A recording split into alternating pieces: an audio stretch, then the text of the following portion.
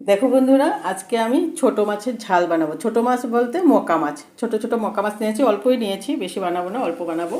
সাথে কি দিব দেখো, বেগুন আর আলু কুচিয়ে নিয়েছি, আর এদিকে পেঁয়াজ আর রসুনও কুচিয়ে নিয়েছি, আর নিয়েছি ধনে পাতা কুচিয়ে, আর এদিকে নিয়েছি একটা কাঁচা লঙ্কা, আর দিব হলুদের গুঁড়ো, ধনে গুঁড়ো, জিরের গুঁড়ো, লঙ্কার গুঁড়ো, আর দেবো তেল আর লবণ দিয়ে এটাকে পুরো মাখবো।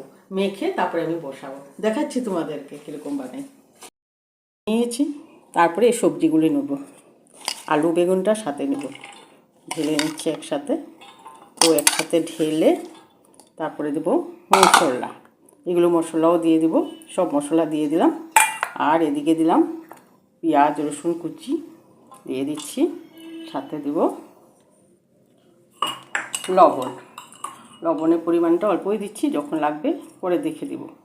আর দেব তেল, একটু সরষের তেল দিয়ে দেব, দিয়ে ভালো করে এটাকে মাখবো। মেখে তারপরে আমি বসাবো। দেখো মাখছি,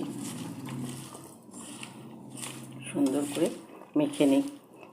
যত মাখাটা হলেই কড়াইতে তেল দিব, দেখাবো তোমাদেরকে কীরকম বানাচ্ছি। ধনে পাতাও দিব পরে।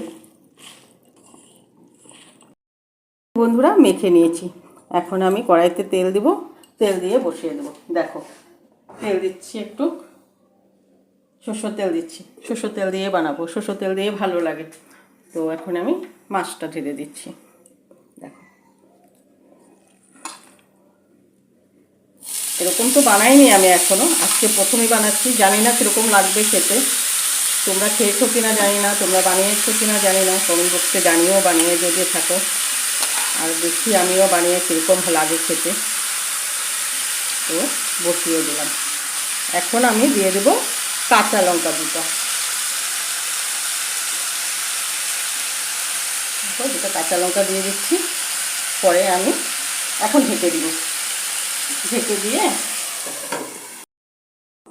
দেখো আমি একটু সাঁতলিয়ে নিয়েছিলাম, সাঁতলিয়ে অল্প জল দিয়ে দিয়েছিলাম, জল দিয়েছি, উপরে ধনে পাতাও ছিটিয়ে দিয়েছি। দেখো প্রায় হয়ে গেল মাছের ঝাল। খেতে কী হবে জানি না, দেখো হয়ে গেছে, নামিয়ে দেবো। এতক্ষণ করে রাখবো। দেখো মাছের ঝাল, দেখো হয়ে গেল, নামিয়ে দেবো এখন।